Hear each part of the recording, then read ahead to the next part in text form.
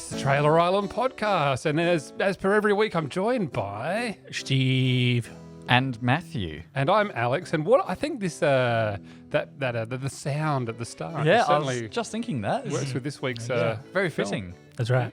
We've managed to pick a film that fits our theme. I didn't think about that. Yeah. Oh, that penny has. We didn't plan that. That's just happened. Finally, something on brand for us. Yeah, we're a clever bunch, aren't we?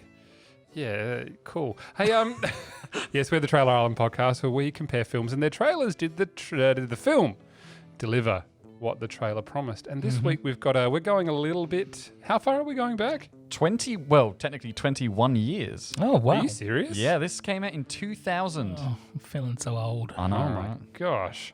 I guess it's probably out of all the times, it's probably the most appropriate time that where is he? Where is he? Oh, there we go. I'm the captain now. Thank you, Time Tug Captain. Yes, we're doing a Time Tug. He's becoming a little bit aggressive in his old age, isn't he? He is. Ever since he had a bit of time. Ever since he brought the native Indian out to accept his award at the end of last year. Whiskey angers up his blood. Okay. I feel unsafe. Yeah. I just want it noted. All right. Who wants to introduce this week's when I say very old, it's only 21 years old, but. Oh, God, it's 21 years old. I'll do it, seeing as Matt was only 6 when it came out. No, I was 4. Oh, that's better. This week's film is Castaway. We live or we die by the clock. That's how long we have. Two lines. One to the airport truck, one to the Moscow truck. Nikolai, tick-tock, tick-tock, tick-tock, tick-tock. 50 seconds! When that clock hits 0, you send this truck. I don't care if Lenin himself comes out of his tomb with a priority package. I absolutely positively have to get to Memphis tonight. We'll do our best. Okay, I'll cancel Saturday. No, don't. If I'm not here, I'm not. Just so long as you're here New Year's Eve. I will be here New Year's Eve, I promise. 2 more minutes! Thanks! Hey! Oh, my. Merry Christmas. Merry Christmas. I love you. I love you too. I'll be right back! Fire! Engine 1! Okay.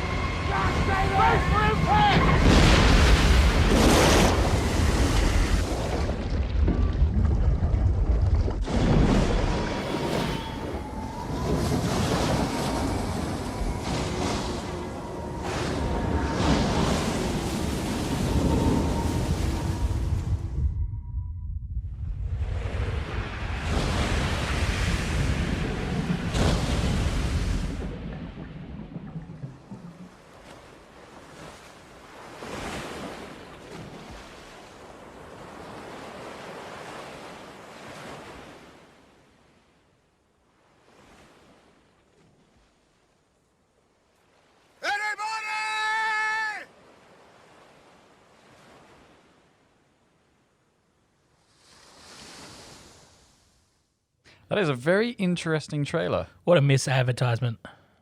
That That was a joke.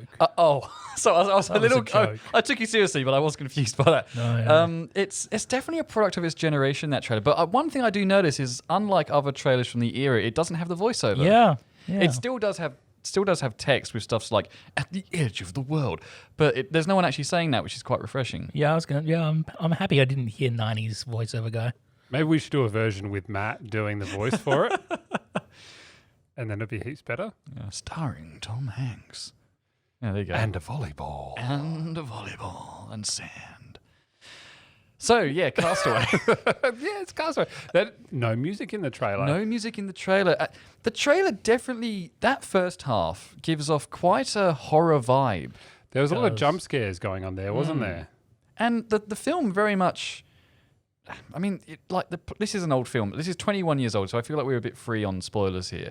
But the plane crash, whilst full of adrenaline and all of that, and it is quite a ride, I wouldn't go as far as to say it's like a horror moment or anything like that. No.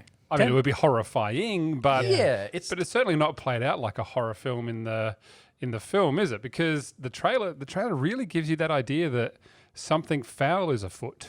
Yeah, and there's going to be something on this island. So the trailer only ends with him arriving on the island, and that's where the trailer ends. And it gives this vibe that this came out, a few years after Jurassic Park. You could easily go, is there something on the island with him? I didn't get that impression. No, okay. I do agree that it sort of did lend itself to sort of, almost thrillerish at the beginning of that trailer. But that trailer ends on very like sort of a somber note. Like it doesn't imply that, there's something creeping around the corner. I thought it's just, okay, this is the man's circumstances now. Yeah. Or perhaps you have the benefit of having seen the That's film. true, yeah. That first impressions are definitely difficult to come by now, given that this is this film came out 21 years ago. Talking of first impressions, we should sort of talk about what it's about, shouldn't we? For anyone who may have not seen the movie. And I think at this point we should say that we are going to talk about spoilers because it's reasonably old as a film, and It could. Yeah, If it was in America, it could legally drink now. It's true. I'm glad you're keeping tabs of that. So Castaway is a film about Tom Hanks. That's his character's name. And he works for FedEx, the postal company. And as is established actually very well in that trailer, and then incredibly well during the first act of the film, is he is so obsessed by his job, and so his life is so dictated by time, and the time not only just because he's a postman, but also just he's so consumed with that job, he doesn't have time for sort of his fiancée and to be fiancée. I think he hasn't proposed, has he? Yeah, at the very beginning ish. And the film ultimately takes this man who has no time. His plane crashes on a crossing during his job. He's on a FedEx plane, and he's the only survivor. And he suddenly has so much time, and he has no idea how to survive on this deserted tropical island. I remember having quite fond memories. First seeing this film is his misadventures of trying to survive. Yeah, I found it quite interesting. Is he going to be able to start fire? Oh, he's dealing with mosquitoes. How's he going to catch fish?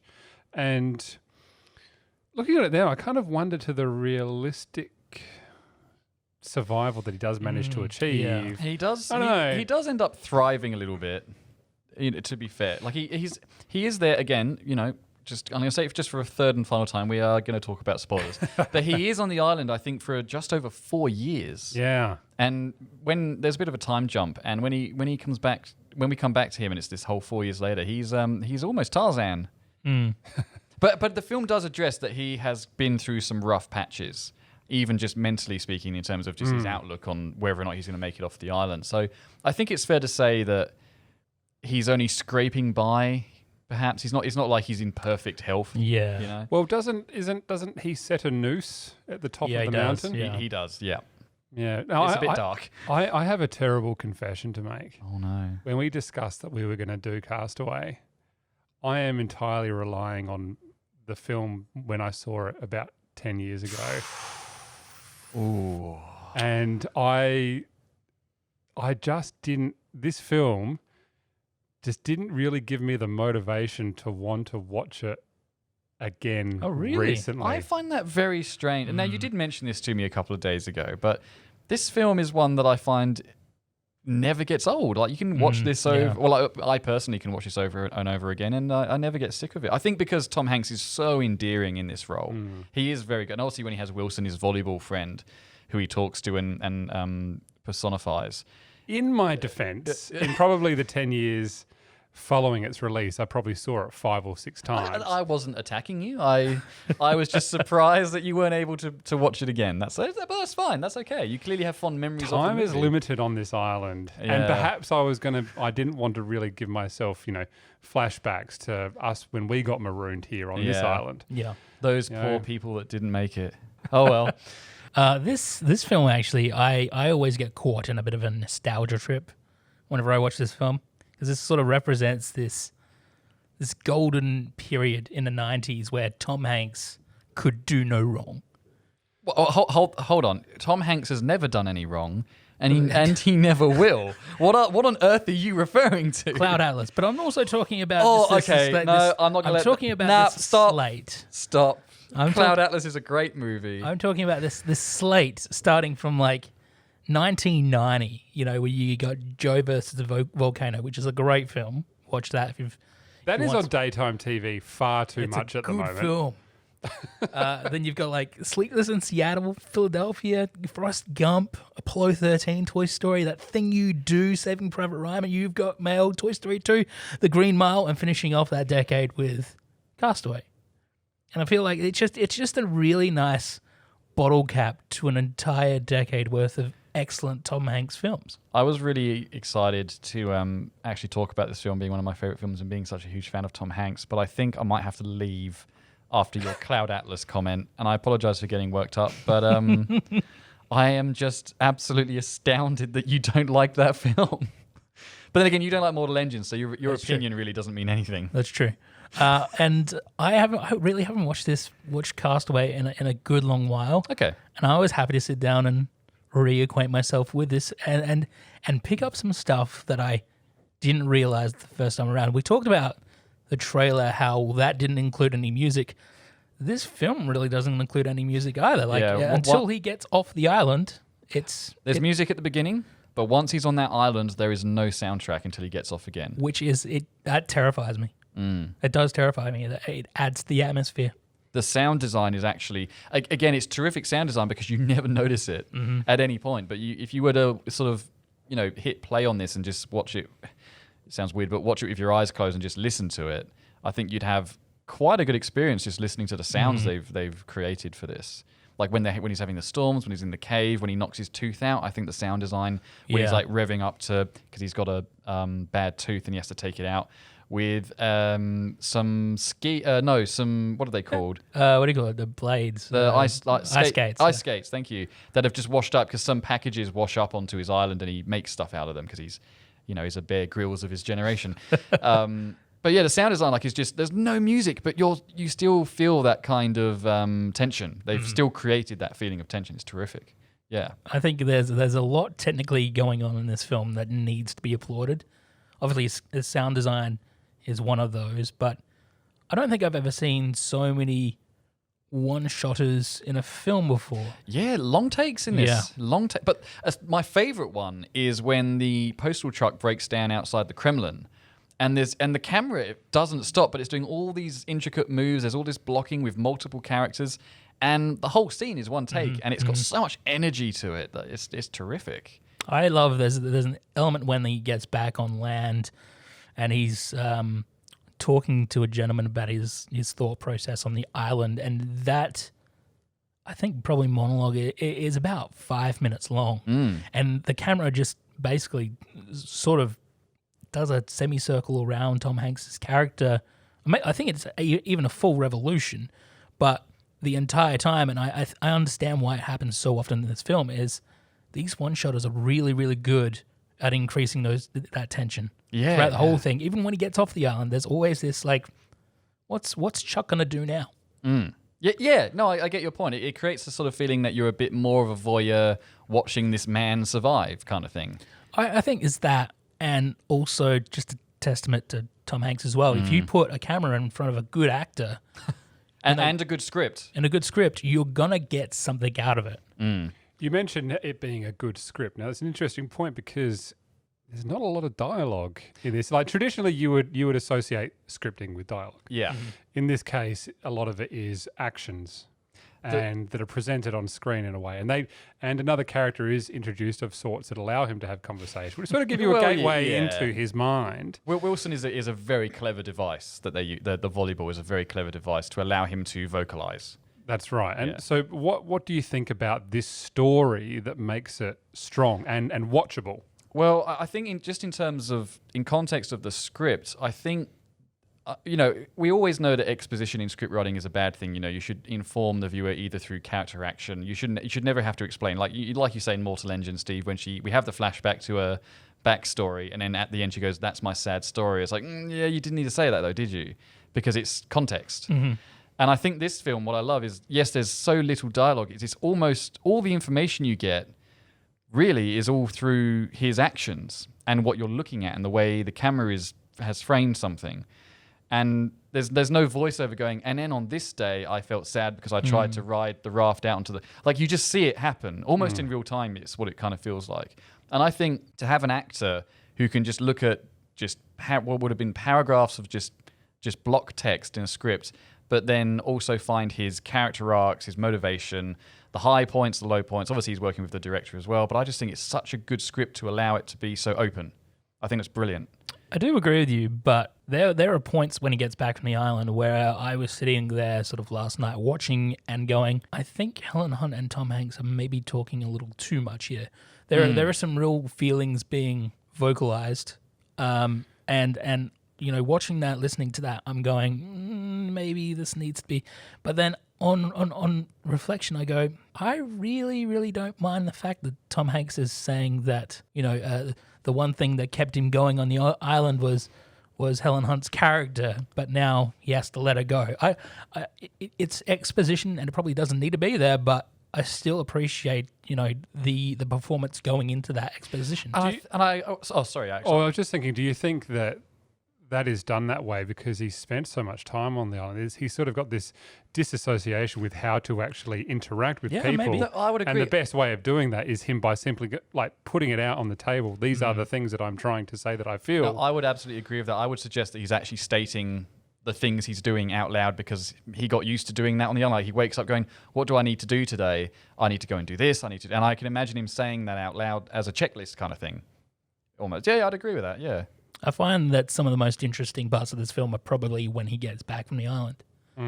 I love the idea of exploring what happens to a man when he's removed from society for 4 or 5 years, then replaced into it with time having gone by. There's an amazing TV series called Rectify that sort of explores that, where a guy goes to prison for about 20 years, comes out as found not guilty, and has to sort of readjust to life outside prison. And I love the scenes when he gets back from the island, especially with Helen Hunt. Like some of that acting has always stuck with me for the last 20 years. I do like it when they go into the garage and it's, oh, there's my car. And the little exchanges they have suggest an actual history between them as when they were a couple. Like you believe their relationship through the little sort of more inane stuff that they notice. Like I think he's looking at the fridge magnets on the fridge at one point, and you can sort of see he's noticing things that he has no recollection of, therefore things that he wasn't there for, things that have happened since he's disappeared, that whole thing. But I also, just on the topic of the script, I also like the comedy that is throughout this, but some of it's quite ironic comedy. Like it's in the trailer, that shot where he gives a wrapped package that is very much shaped like the box you would have a wedding ring in, or a proposal. What's the word I'm looking for? An engagement ring? An engagement ring. Thank you. That's the one. Thank you. So she knows that he's going to propose to her, but he's late for his plane and he just yells back, "I'll be right back." And you as an audience member know he's not going to be right back. Yeah. And it's just, it's sad, but it's kind of comedic, and it makes you go, oh, you get wrapped up in it. You go, something bad is going to happen. And even when he's sort of on the plane before the crash, he goes into the cockpit and says, "Oh, do you know where we are?" And the pilot just says, "Oh, we're somewhere over the Pacific Ocean." And he says, "Oh, you pilots, you're funny," kind of thing. But you as an audience member, even though nothing wrong has actually happened yet, you go, but if the pilot doesn't know exactly where they are, is there something happening here, or am I just reading into it wrong? Like the film plays with you a little bit. Steve, you mentioned before that you discovered a few things. Was there anything else that you felt really stood out? I never really clicked on to the suicide sort of element toward the end of the film, and that might be just because I've primarily watched this on terrestrial TV, and they might have cut stuff out. Gotcha. So I picked up that. That's quite good. I also got a better lay for the geography of this setting as well. Like I think as a young fellow, I was sort of always confused about how big this island actually was. He was quite lucky. Yeah. If you're going to get marooned somewhere, somewhere with that amount of resources, not so bad. But it is a small island, though. Yeah, but it's well populated with No, trees well, that's and true. such. But there is that wonderful, and I imagine for 2000, this would have been cutting edge technology, and it still does look quite good today. Is a wonderful 360 he does when he climbs up to the top of that rise, and you see the entire way around the island. You go, yeah, this guy is completely isolated now. A clever thing as well that the film does when we sort of talking about his obsession with time, is that when he does first wash up on the beach, he's taking stock of what he's got, and all the timekeeping things he's got, all his watches, they're all dead. So time isn't a thing anymore. I just like the idea that the film plays with time, because we see him at the beginning, he's absolutely obsessed by it, but then at the end, when he comes quite literally to a crossroads, when he's just sort of going for a drive, he doesn't really care where he's going. He's just sort of on the open road, and time's not an issue. He's just being, and I like how that's his character arc. Is he realizes he took stuff for granted, and I think now he's at the end of the film. He's going, let's actually just enjoy life and actually take stuff in. Let's take it slow and actually have a look at what's around me. Yeah. Now, two things that I want to discuss. The first one being, he doesn't open some of the packages. Oh, yeah. Okay, here we go. Because they can. They're still deliverable because they've got... Well, it's the angel wings as well. To him, it's like a guardian angel, this package, because it's got this painting of some angel wings on it. And that, because he's opened them all and he holds it, and then he sort of strokes the angel wings and he goes to open it, reconsiders, and then puts it back down. Realistically... Okay. It represents hope. It does. And that's why the girl he's taking it to on her ranch, she's making these sculptures and she's making the angel wings. She's sort of like the hope for him having a new life. That's what the end of the film is. It's deep, man. Yeah, well, I studied this film at film school. So what if it's like got a GPS in there? And the direct. You're going to hate this, and I think you may know it, but the director did confirm that had a satellite phone in it. Apparently, of course it did. How dare he? So why would Angel Wings need a satellite phone? I don't know. You have to ask her. Well, this is another thing I picked up though, was this little mini story that sort of bookends the film, and that is you get to see a package being sent to Moscow from the same place, from the Walder lady's house, to her husband, who's living in Moscow and obviously having an affair. Yeah. Okay. And at the end of the film, when Tom Hanks appears at her house, the gate, which initially had both names of the couple there, one of the names has been cut off. Oh. Yeah. So they've obviously split up, which is why you as an audience member, Tom Hanks doesn't, but you as an audience member know that she's available. Yeah, well, I don't know why, but everyone sort of was rooting for Tom Hanks to get with the girl he just met in a ute in a country town. Yeah, I reckon they hit it off. Over the span of like 30 seconds. I think that's good writing right there. Good acting and writing right there. You know that it's going to happen. It's just the way that, I love it. It's good. Still a better love story than Wonder Woman 84. Oh, you know, I would happily watch this film in French, a language I don't speak, without subtitles, than watch Wonder Woman 84 again. How specific. Yeah. The other thing I wanted to ask you about is Wilson. Wilson. It makes me cry every time. I'm not ashamed to say. So if you haven't seen this film, Wilson is a volleyball that has his bloody handprint on it that sort of represents a face. Yeah. And becomes his best friend on the island. And there's a scene at the end.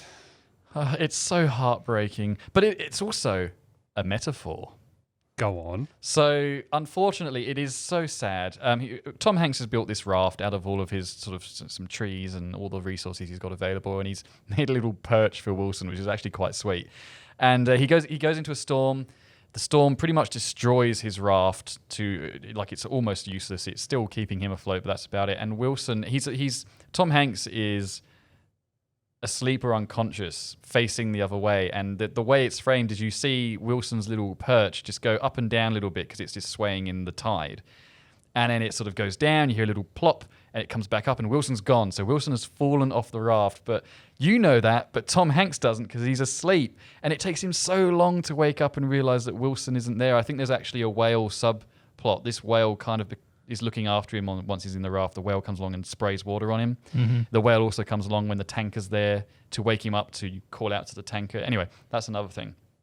So Wilson floats off, and Tom Hanks is too exhausted. He tries his best to catch him, like to get him, but he can't. He's too exhausted. He can't go too far from the raft. But the metaphor that Wilson is basically the last thing that he was holding on to on, if you want to say, his old life that he took with him to the island. He comes back to the world with no attachments whatsoever. He's a completely free man, and he's sort of... It's not so much letting go of Wilson, it's just letting go of that entire experience. He has to look forward, not look back, that kind of thing. Yeah. And I think that's why it's so powerful. And also, it's, he's a volleyball with a cute face on it, so poor Wilson. Right. Well, if we were to give this thing a rating, would it be out of volleyballs? I think so. I do have one more fun fact. I have another fun fact. It better be fun. Yeah, this is a fun fact, everyone. So, Tom Hanks, at the beginning of this film, is not unhealthy, but he's a little plumper, perhaps, than he had been previously. Yeah. He had actually gained weight for the beginning of this film. So they shot all the first bits up to him being marooned on the island and his initial stuff on the island. And then they took a break for, I think, about 6 months, a fairly decent chunk of time, during which time he just lost a lot of weight. So that when they did the 4 years later thing, he's really skinny, he's grown his hair out. And you can sort of... It's something that you perhaps wouldn't notice because it's meant to look realistic and you believe what they've created. But he actually, they stopped filming so he could lose all the weight, and he did it for real. I wish they'd done that for the movie Holes. I've seen Holes. Yeah. But Sigourney Weaver's in that, isn't she? Yeah, because in the book, the main character starts off as a plumper kid. Right. And while he's working at this prison camp, he loses all this weight and physical transformation, mental transformation. They should have done a Tom Hanks. Yeah. Probably can't ask child actors to do that. You can ask Shia LaBeouf, actual doing cannibal Shia LaBeouf. Shia LaBeouf's in that. I forgot about that. He's the main kid. He is. Shia LaBeouf. So why didn't Hurley from Lost lose all that weight? It was just the island. Okay. Hurley's in peak physical condition, and the island restores you to peak physical condition.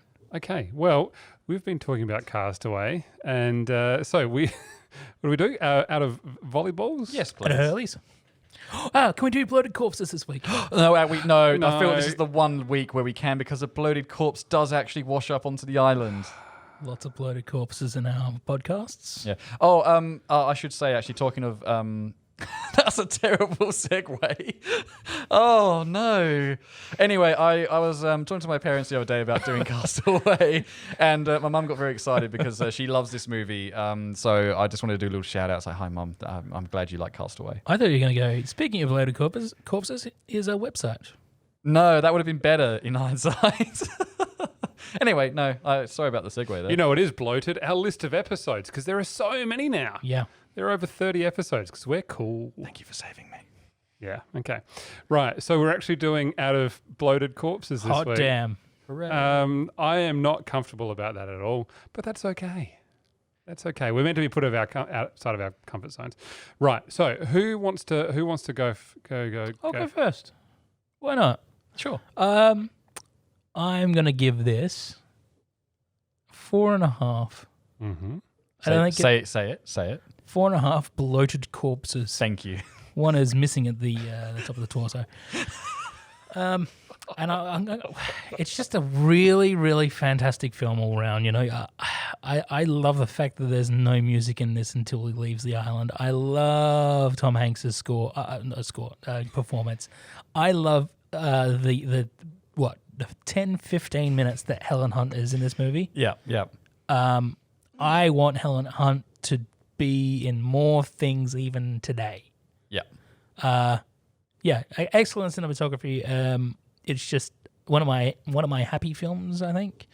I would just say maybe the Tammany Island really, really is supposed to be the spectacle of this movie, but I really just enjoy the ending to it. Okay. Yeah. Way more than that. Interesting. Yeah. Very good. Well, what if I go in the middle and then you can finish, Matthew? I'm just gonna say 4. You know, For what, Alex? 4 bloated. I know it just seems like just one of the films that just came out in that era, and it was just good, and that's all I sort of really recall about it. I've offended you, Matthew. No, I expected more. No, everything's well made. I think I a fond memory of this is just sort of the stress that the film puts you under, because you really feel that Tensions initially. there, yeah.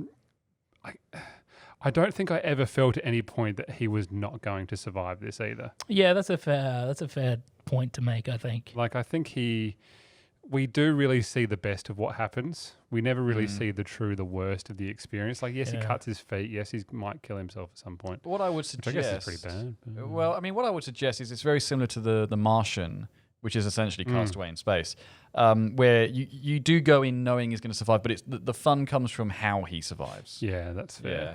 That's fair. Yeah, so I'm just going to leave it at 4. Okay, no, that's fair enough. Yeah, for me, this is again one of those films that is it just ticks every box. It's just got everything in it, and again, Tom Hanks is. I would suggest this is one of his best films. And don't get me wrong, he's done a lot of best films, but this is definitely one of them. I love the direction. I love the way this is shot, the way it looks. I think that plane crash sequence is one of the most intense. Do we call it action sequence? I think I've ever seen. It still makes me sweat. It's so full on. Just it becomes this kind of nightmarish roller coaster that he just has to survive and hope for the best. I don't think they show this film on planes. No, the plane crash is Why not? something else. Don't know. Asked the air stewardess, can I watch Castaway, please? I love this movie. It ticks every box. For me, this film's always a bit of a two-parter with another Tom Hanks film, The Terminal. And I say that because both those movies, Castaway and The Terminal, are just really wholesome, not always happy, but uplifting films. This one is a solid 5 bloated corpses from me. Hot damn. Yeah, I love this film.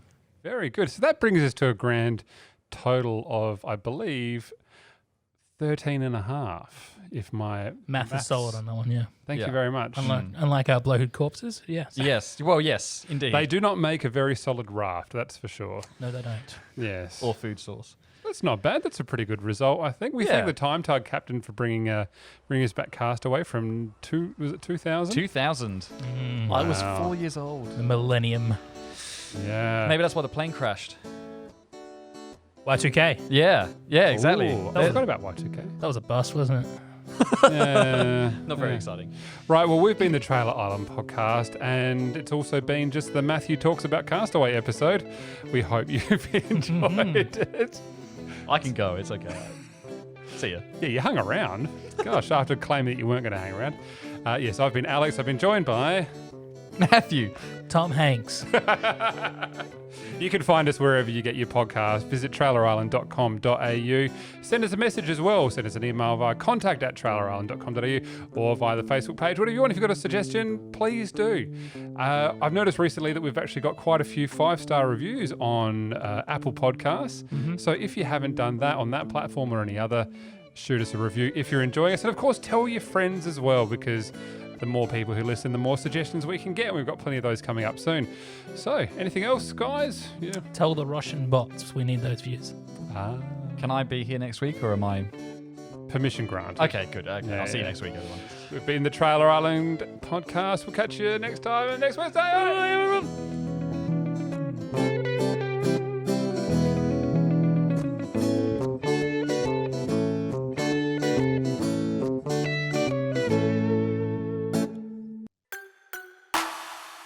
This is a Narrative Network podcast.